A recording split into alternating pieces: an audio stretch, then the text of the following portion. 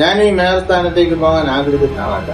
ഞാൻ ഈ തെരഞ്ഞെടുപ്പിൽ മത്സരിക്കണമെന്ന് ആഗ്രഹിക്കുന്ന ആളാണ്. ക്ലാസ്സിലോട്ട് കടന്നു ചെല്ലുമ്പോൾ തന്നെ എനിക്ക് ചെറിയ അഭിഷേകം കൊണ്ടാണ് അന്നത്തെ കാലത്ത് ക്ലാസ്സിലേക്ക് കടന്നു പോകുന്നത്. കൊല്ലം സ്റ്റോറീസിനോടൊപ്പം ഇന്ന് കൊല്ലത്തെ വളരെ പ്രധാനപ്പെട്ട കൊല്ലം നഗരത്തിന്റെ പുതിയ മേയറാണ് നമ്മോടൊപ്പമുള്ളത്. കൊല്ലം സ്റ്റോറീസിനെ ഇൻസ്റ്റാഗ്രാമിലും ഫേസ്ബുക്കിലും യൂട്യൂബിലും അതോടൊപ്പം കൊല്ലം സ്റ്റോറീസിന്റെ വെബ് പോർട്ടലിലും ഫോളോ ചെയ്യുന്ന ആയിരക്കണക്കിന് വരുന്ന കൊല്ലക്കാർക്ക് വേണ്ടി അങ്ങേ ഹാർദവമായി സ്വാഗതം ചെയ്യുന്നു. സന്തോഷം. 1971 കൊല്ലം ശ്രീനാരായണ കോളേജിൽ KSUവിൽ ചേർന്നുകൊണ്ട് സാധാരണ പ്രവർത്തകനായി തുടക്കം. അതിനുശേഷം കഴിഞ്ഞ 50-ലേറെ വർഷക്കാലം അടിമുടി ഒരു കോൺഗ്രസ്സുകാരനായുള്ള ജീവിതം. ഇപ്പോൾ 69-ാമത്തെ വയസ്സിൽ 70-ാമത്തെ വയസ്സിൽ കൊല്ലം എന്ന് പറയുന്ന ഒരു പ്രൗഢമായ നഗരത്തിന്റെ പ്രഥമ പുരുഷനായി കൊല്ലം കോർപ്പറേഷന്റെ മേയറായി തീർന്നിരിക്കുകയാണ്. എന്താണ് അങ്ങയുടെ മനസ്സിൽ ആമുഖമായി പറയാനുള്ളത്? തീർച്ചയായും എന്നെ സംബന്ധിച്ചിടത്തോളം ഞാൻ നാളെ കൊല്ലം നഗരത്തിന്റെ മേയറാകും എന്ന് പ്രതീക്ഷിച്ചല്ല കഴിഞ്ഞ കാലങ്ങളിൽ ഒന്നും പ്രവർത്തിച്ചിട്ടുള്ളത്. ഞാൻ ഇപ്പൊ എന്നോട് ചോദിച്ചതുപോലെ ഞാൻ 71 പ്രീഡിഗ്രിക്ക് കൊല്ലം SN കോളേജിൽ ഒരു വിദ്യാർത്ഥിയായി കടന്നു ചെന്ന ദിവസം, സാധാരണ നമ്മൾ ആദ്യത്തെ ദിവസം എല്ലാവരും ടൈം ടേബിൾ തന്ന് ഉച്ചയ്ക്ക് മുമ്പ് ക്ലാസ് പിരിയും. ഞാൻ ആദ്യം ഒന്ന് ചെയ്തത്, എൻ്റെ മനസ്സിൽ നിറഞ്ഞു നിന്നിരുന്ന അന്നത്തെ ഒരു നേതാവുണ്ട്, KSUവിലൂടെ ഏറ്റവും മുൻപന്തിയിൽ അന്നത്തെ കാലഘട്ടത്തിൽ ഫാത്തിമ കോളേജിലെ മുന്നിൽ, അദ്ദേഹം പഠിച്ചിരുന്ന SN കോളേജിലാണെങ്കിലും ഫാത്തിമ കോളേജിന്റെ മുന്നിലിട്ട് അതിക്രൂരമായി മർദ്ദനത്തിനിരയായി എന്ന് പറഞ്ഞു മൈക്കിലൂടെ അനൗൺസ്മെന്റ് കേട്ട ഞാൻ സ്കൂൾ വിദ്യാഭ്യാസ സമയത്ത് അന്ന് കൊട്ടരഗോപാലകൃഷ്ണൻ, ചിറ്റാരാജൻ എന്നൊക്കെ പറഞ്ഞിങ്ങനെ പേരുകൾ കേൾക്കും. ഞാൻ SN കോളേജിൽ പഠിക്കാൻ ചെന്നപ്പോൾ SN കോളേജിൽ MA വിദ്യാർത്ഥിയാണ്, സെക്കൻഡ് MAക്ക് പഠിക്കുന്ന ആളാണ് ശ്രീ ചിറ്റാരാജൻ. ഞാൻ ആദ്യം ചിറ്റാരാജന്റെ ക്ലാസ് ഏതാ എന്നൊന്ന് അന്വേഷിച്ചു. അപ്പൊ സെക്കൻഡ് MA പൊളിറ്റിക്സ് ആണ്. ഞാൻ ആ ക്ലാസ്സിൽ ചെന്ന് അദ്ദേഹത്തെ ഒന്ന് കണ്ടു. ദൂരെ നിന്നേ കാണാൻ കഴിയുള്ളൂ. അന്നത്തെ കാലത്ത് ക്ലാസ്സിൽ ഇങ്ങനെ അദ്ദേഹം സാധാരണ ടഫട്ട ഇടുന്ന ഷർട്ട് ഇടുന്ന ആളാണ്. അന്നത്തെ വേഷം അതുകൊണ്ടാണ് ഞാൻ ഓർക്കുന്നത്. അന്നത്തെ വേഷം ഒരു ചെങ്കൽ കളർ ഷർട്ട് ഇട്ട് അതിസുന്ദരനാണ് അദ്ദേഹം. അപ്പൊ അദ്ദേഹത്തെ ദൂരെ നിന്ന് കണ്ടു. അതിനുശേഷം മുഴുവൻ ക്വാഡ്രാങ്കുലർ ആണെന്ന്, പക്ഷെ ക്വാഡ്രാങ്കുലർ പൂർത്തീകരിക്കാൻ പറ്റിയിട്ടില്ല. അപ്പം ആ കോളേജിന്റെ ബാക്കി വരാന്തകളെല്ലാം കൂടെ നടന്ന് കണ്ടതിന് ശേഷം വീട്ടിൽ പോയി. പിറ്റേ ദിവസം ഉച്ചയ്ക്ക് ഊണ് കഴിച്ചിട്ട് ഞാൻ ഓല ഷെഡുകളാണ് പിടിയിരിക്കാർക്കുള്ളത് കോളേജിനകത്ത്. ഈ ഓല ഷെഡിൽ ഭക്ഷണം കഴിക്കാൻ ക്യാൻറ്റീൻ ഇപ്പുറത്തിൽ ഭക്ഷണം കഴിച്ചിട്ട് ഇരിക്കുമ്പോൾ KB വസന്തകുമാർ എന്ന് പറഞ്ഞൊരു KSU, എന്നാലും എനിക്ക് വന്ന് ഫസ്റ്റ് ഡിഗ്രിക്ക് എന്താ പഠിക്കുക, അദ്ദേഹമാണ് എനിക്ക് KSUവിന്റെ മെമ്പർഷിപ്പുമായിട്ട് എൻ്റെ അടുത്ത് വരുന്നത്. അന്ന് 10 പൈസയാണോ 25 പൈസയാണോ എന്ന് എനിക്ക് ഓർമ്മയില്ല. ഞാൻ അന്ന് മെമ്പർഷിപ്പ് എടുത്തു. അന്ന് മുതൽ ഒരു KSU പ്രവർത്തകനായി കടന്നു വന്നതാണ്. ഞാൻ സാധാരണ സംസാരത്തിന്റെ ഭംഗിക്ക് വേണ്ടിയല്ല, ഇത് പിറ്റേ ദിവസം കോളേജിൽ ക്ലാസ് തുടങ്ങി പിറ്റേ ദിവസം, ആദ്യത്തെ ദിവസം വേണമെന്നെങ്കിലും പറയാം, ഞാൻ KSUവിന്റെ മെമ്പർഷിപ്പ് എടുത്ത് KSU പ്രവർത്തകനായി മാറി.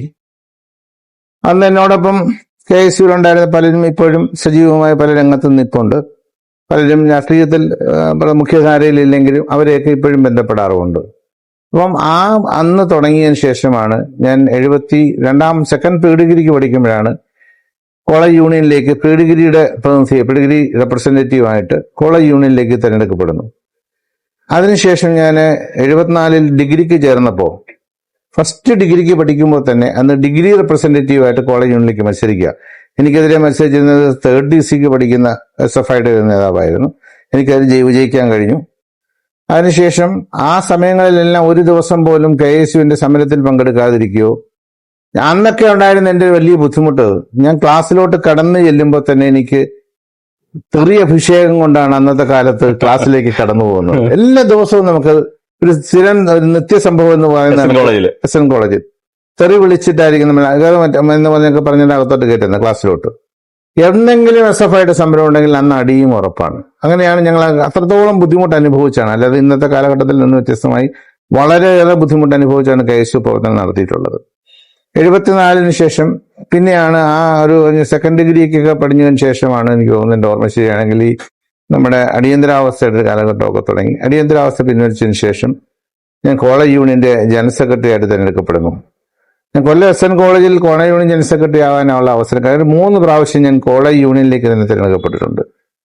ആ കാലഘട്ടത്തിലൊക്കെ വലിയ വലിയ പ്രധാനപ്പെട്ട നേതാക്കന്മാർ ധാരാളം കൊല്ലം എസ്എൻഡിനോടൊപ്പം തന്നെ ഞാൻ ഡിഗ്രിക്ക് പഠിക്കുമ്പോൾ ഞാൻ നമ്മുടെ രാജ്മോഹൻ ഉണ്ണിത്താനൊക്കെ അന്ന് ഒരു വികാരമാണ് അദ്ദേഹം.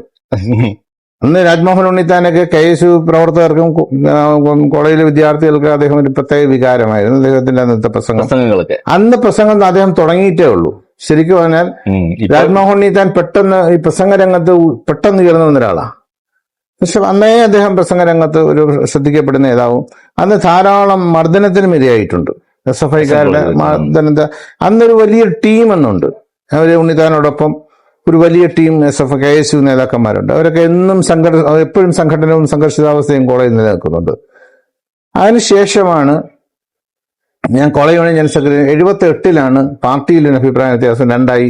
അന്ന് കോൺഗ്രസിനകത്തുള്ള അഭിപ്രായ വ്യത്യാസത്തിലാണ് എയും ഐയുമായി മാറുന്നത്. ഞങ്ങളൊക്കെ അന്ന് ഐ വിഭാഗത്തിൽ നിൽക്കാൻ തീരുമാനിക്കുകയും അങ്ങനെയാണ് KSU ഐയുടെ ജില്ലാ സെക്രട്ടറിയായി ഞാൻ. KSUവിൽ നിന്നും അത് കുറെ നമ്മളിപ്പോ ഇന്നത്തെ പോലെയല്ല. അന്നൊക്കെ എന്ന് പറയുമ്പോൾ നമ്മൾ സ്ഥാനത്ത് എത്തുക എന്ന് പറയുന്നത് വലിയ ബുദ്ധിമുട്ടുള്ള കാര്യങ്ങളാണ്. എണ്ണത്തിനും കുറവാണ്. ഇപ്പോൾ നമുക്ക് ധാരാളം ഓരോ ഇന്ന് അന്ന് വിരലിൽ എണ്ണാവുന്ന ആളുകളാണ്. അന്ന് KSU ഇരിക്കുമ്പോൾ ജില്ല ഒന്ന് ഒരുമിച്ച, പത്തനംതിട്ട ജില്ലയും കൊല്ലം ജില്ലയും ഒരുമിച്ച.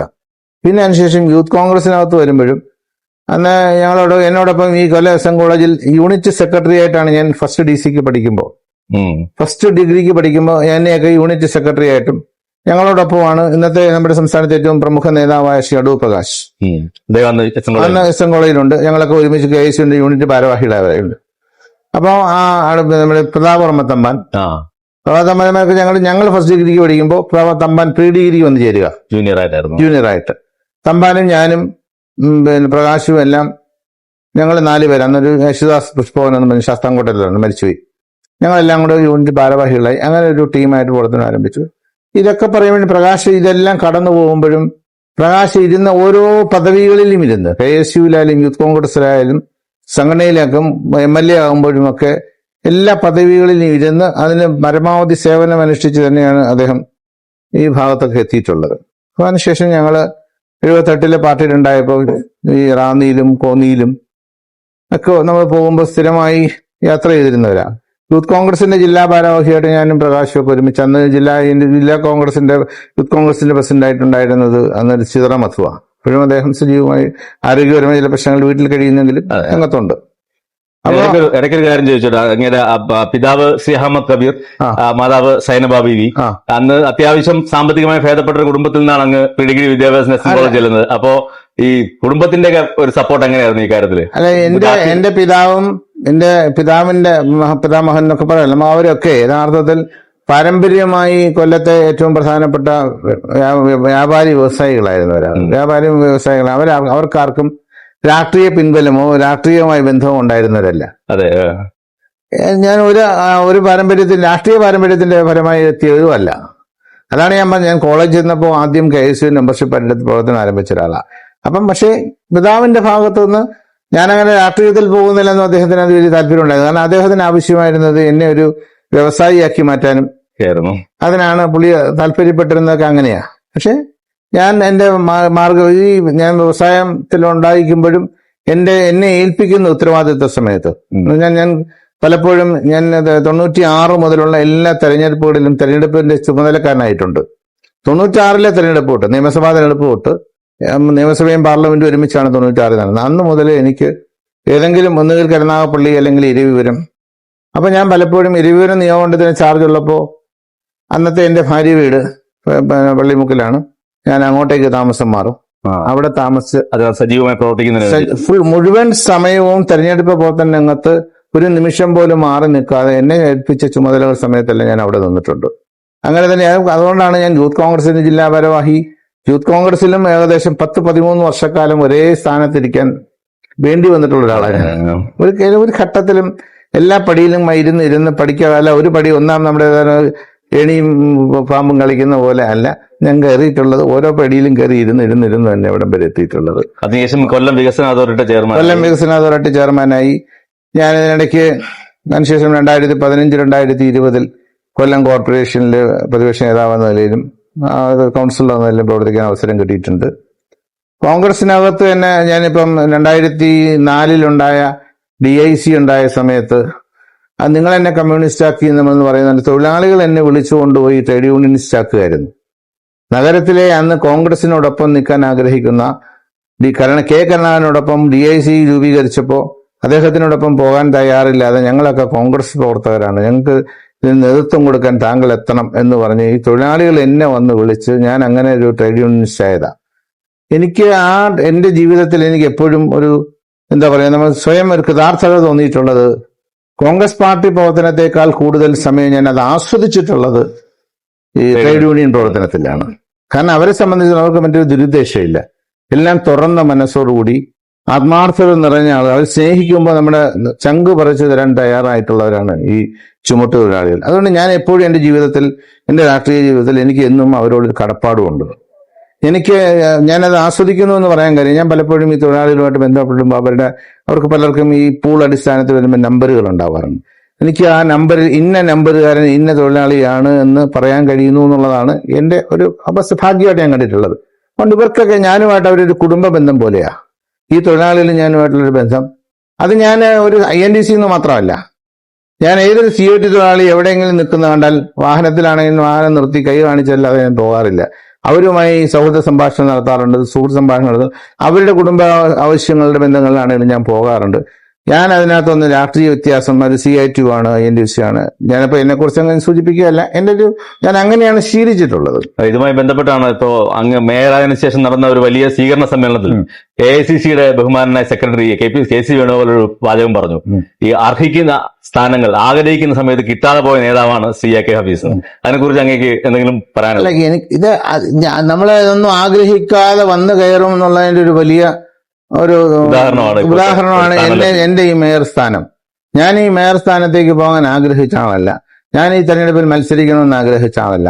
പാർട്ടിയുടെ നിർബന്ധമായ നിർദ്ദേശത്തിന്റെ അടിസ്ഥാനത്തിൽ പാർട്ടി നിർബന്ധമായി മത്സരിക്കണം, ഇത് പാർട്ടിയാണ് പറയുന്നത് മത്സരിക്കണം എന്ന് പറഞ്ഞപ്പോൾ അത് പിന്നെ പാർട്ടിയെ പറയുന്ന ഉത്തരവാദിത്തം ഏറ്റെടുക്കാനുള്ള ചുമതലപ്പെട്ട ആൾ എന്ന നിലയിലാണ് ഞാൻ ഇതിനകത്ത് ഉത്തരവാദിത്തം ഏറ്റെടുത്തത്. അത് മത്സരിക്കുമ്പോൾ ജയിക്കാൻ കഴിയുമെന്ന പൂർണ്ണ വിശ്വാസം എനിക്കുണ്ട്. അതിനോടൊപ്പം ഇത് അപ്രതീക്ഷിത വിജയം എന്ന് പലരും ഇടയ്ക്ക് സൂചിപ്പിക്കും. ഒരിക്കലും അപ്രതീക്ഷിതമല്ല. കാരണം ഈ തെരഞ്ഞെടുപ്പിൽ UDF ജയിക്കും എന്നുള്ളത് ഞങ്ങൾക്കൊക്കെ നല്ല വിശ്വാസം ഉണ്ടായിരുന്നു. ഈ വളരെ ആവേശത്തോടു കൂടിയാണ് കൊല്ലം ജനത അങ്ങയുടെ നേതൃത്വത്തിലുള്ള ഈ ഒരു ഭരണസമിതിയെ നോക്കിക്കാണുന്നത്.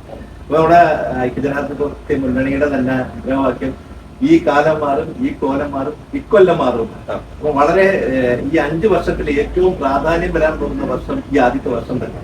അപ്പൊ സാറ് ഏതിനായിരിക്കും, കാര്യം കുറെ പ്രശ്നങ്ങൾ നമ്മുടെ കൊല്ലത്തിനുണ്ട്. അതില് ഉദാഹരണത്തിന് ഈ തെരുവ് നായുടെ അതുപോലെ അങ്ങനെയുള്ള കുറെ പ്രശ്നങ്ങളുണ്ട്, മാലിന്യ നിർമ്മാർജ്ജനം. അപ്പൊ ഏതിനായിരിക്കും സാറ്, കാര്യം എല്ലാവരും അതൊരു പ്രതീക്ഷയോടെ കാത്തിരിക്കുകയാണ്. നമുക്ക് അടിയന്തരമായി ഞാൻ ഇപ്പൊ തന്നെ ഇവിടുന്ന് പോകാൻ പോകുന്നത് നേരെ നമ്മുടെ മാലിന്യം ശേഖരിച്ച് മാലിന്യം സംസ്കരിക്കുന്ന കുരിപ്പുഴ ചണ്ടി ഡിപ്പോയിലേക്കാണ്. ഒരു ഉദ്യോഗസ്ഥന്മാർ എന്നെ അവിടെ വെയിറ്റ് ചെയ്യുകയാണ്. ശരിക്കും ആ ചണ്ടി ഡിപ്പോയിൽ ഉണ്ടായിരിക്കുന്ന എന്തൊക്കെയാണ് അപാകതകൾ, അത് അടിയന്തരമായി എങ്ങനെ പരിഹരിക്കാൻ കഴിയും? യഥാർത്ഥത്തിൽ കൊല്ലം നഗരവാസികൾ അനുഭവിക്കുന്ന ഏറ്റവും വലിയ ബുദ്ധിമുട്ട് ഈ മാലിന്യം ശേഖരിക്കുക. എന്തായാലും എല്ലാ വീടുകളിലും ഇത്തരം ബയോമാലിന്യങ്ങൾ ധാരാളം ഉണ്ടാകും. ആ മാലിന്യം ഇത് എങ്ങനെ ശേഖരിക്കാൻ കഴിയും, അതെങ്ങനെ കൊണ്ട് നിക്ഷേപിക്കാനുള്ള സ്ഥല സൗകര്യങ്ങളെക്കുറിച്ചും, അത് കഴിയുമ്പോൾ അത് ശാസ്ത്രീയമായി സംസ്കരിക്കണം, ഇല്ലെങ്കിൽ അതിനേക്കാൾ വലിയ ബുദ്ധിമുട്ടാണ്. അപ്പോൾ ഈ സംസ്കരണവും നിക്ഷേപവും ശേഖരിക്കലും എന്ന് പറയുന്നത് അതൊരു ചെയിൻ പോലെ ആക്കിയെടുക്കണം. എറണാകുളത്തൊക്കെ ഇപ്പം നല്ലവണ്ണം നടക്കുന്നുണ്ടെന്നാണ് എൻ്റെ വിശ്വാസം. ഈ എല്ലാ രംഗത്തും നമുക്കൊരു തകർന്നു നിൽക്കുന്നത് ഈ കൊല്ലം കോർപ്പറേഷൻ്റെ പരിധിയിലാണ്. ഇവിടെ ഈ പറഞ്ഞ കണക്ക് ഈ മാലിന്യം ഇങ്ങനെ വഴിനീളം ഇടുന്നത് കൊണ്ടാണ് ഇത്രയും തെരുവുനായ ശല്യം വന്നിരിക്കുന്നത്. തെരുവുനായ ശല്യം നിസ്സാരമല്ല. ഇന്നിപ്പോൾ ഞാൻ രാവിലെ ഈ വോട്ടർമാർക്ക് നന്ദി പറയാനായിട്ട് ഞാനിങ്ങനെ വീട് കയറിക്കൊണ്ടിരിക്കുകയാണ്. ഈ വീട്ടിലൊക്കെ കയറി ചെല്ലുമ്പോൾ കണ്ടാൽ നമുക്ക് തന്നെ കയറി ചെല്ലുമ്പോൾ വിഷമം തോന്നും. കാരണം നായ കയറാതിരിക്കാൻ ഓരോ വീടിൻ്റെ വരാന്തകളിൽ അവർ കസേര എടുത്ത് കമത്തി വെച്ചിരിക്കുന്നു, വെള്ളത്തിൻ്റെ പല കളർ കുപ്പികൾ എടുത്ത് വെച്ചിരിക്കുന്നു. ഇതൊക്കെ കാണുമ്പോൾ അവർ പറയുന്നത്, ഞാൻ പറയുന്നത് റോഡ് സൈഡിലാണെങ്കിൽ പിന്നെ മനസ്സിലാക്കാം, അകത്തോട്ടുള്ള വീടുകളിൽ പോലും നായശല്യം കാരണം ഒരു ജീവിക്കാൻ പറ്റുന്നില്ലെന്ന് അവരെല്ലാം പറയുന്നത്. പെട്ടെന്നൊരു ദിവസം പഴയ കാലഘട്ടത്തിൽ ഇതിനെ ഉന്മൂലനം ചെയ്തുകൊണ്ടിരുന്നു, ഉന്മൂലനാശം ചെയ്യുമായിരുന്നു. ഇപ്പം അത് നിയമപരമായി അനുവദനീയമല്ല. ABC പദ്ധതിയിലൂടെ ABC പദ്ധതി ഒന്നും ശരിക്കും ആ പ്രായോഗിക തലത്തിൽ പോകുന്നില്ല എന്നുള്ളതാണല്ലോ ഇപ്പോഴും എൻ്റെ വീടിൻ്റെ വാതിൽ ഇവിടെ സമരം ചെയ്യാൻ കിടക്കുന്ന പോലെ ഇവിടെയും എപ്പോൾ നോക്കിയാലും ഒരു 10 പട്ടി പുറത്തും കാണും. ഈ നായകളെല്ലാം മതിലിയാടി അകത്ത് കയറുന്നത് വളരെ ട്രെയിൻഡ് നായകൾ പോകുന്ന പോലെയാണ് മതിലിയാടി അകത്ത് കയറുന്നത്. ഇത് കാരണം ആളുകൾക്ക് ജീവിക്കാൻ ഇത്തരം കാര്യങ്ങൾക്ക് പ്രാധാന്യം കൊടുത്ത് സ്ലോട്ടർ ഹൗസിന് പ്രാധാന്യം കൊടുക്കും. സ്ലോട്ടർ ഹൗസ് ഇല്ലാത്തത് കൊണ്ടാണ് കൂടുതൽ ഈ വഴിനീളം കൊണ്ടുപോയി വേസ്റ്റുകൾ കൊണ്ടിടുന്നത്.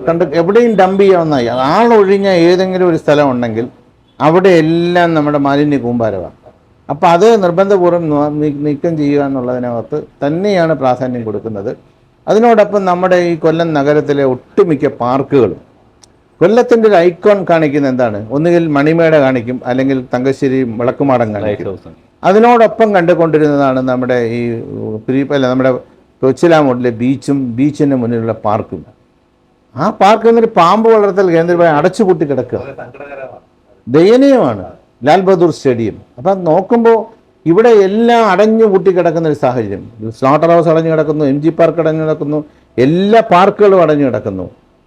അപ്പം അതിനോടൊപ്പം തന്നെയാണ് നമ്മുടെ സ്ലോട്ടർ ഹൗസ് ആയാലും MG പാർക്ക് ആയാലും എല്ലാ പാർക്കുകളും, എന്നാൽ വി ഗംഗാധരൻ മെമ്മോറിയൽ പാർക്ക് ഉൾപ്പെടെ കൊല്ലത്ത് 10-12 പാർക്കുകൾ പല ഭാഗങ്ങളിലായിട്ടുണ്ട്. ഇതൊന്നും പ്രവർത്തിക്കാൻ കഴിയുന്നില്ല.